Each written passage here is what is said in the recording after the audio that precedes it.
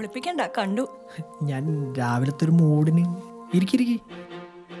മനു എന്താ രാവിലെ ഒന്നും പറയാതെ പോന്നത്? ആരെയും കണ്ടുവല്ലേ അങ്ങട്? അത് രാവിലെ അർജന്റായിട്ട് കൊറിയർ നാട്ടിലേക്ക് അയക്കാനുണ്ടായിരുന്നു. അമ്മാവനോ? അമ്മാവനൊന്ന് നാട് വരെ പോയേക്കാം.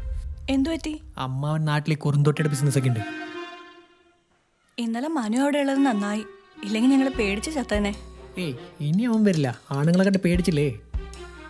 പക്ഷെ ചാടി ഓടിക്കളഞ്ഞ് കൈ കിട്ടിയില്ല.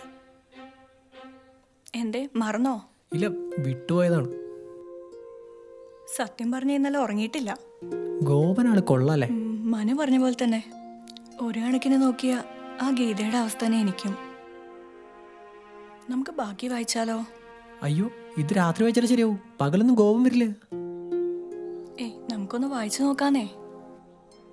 ആ എന്നാ വായിച്ചു നോക്കാം. വാതിലങ്ങ് അടച്ചേക്കാം.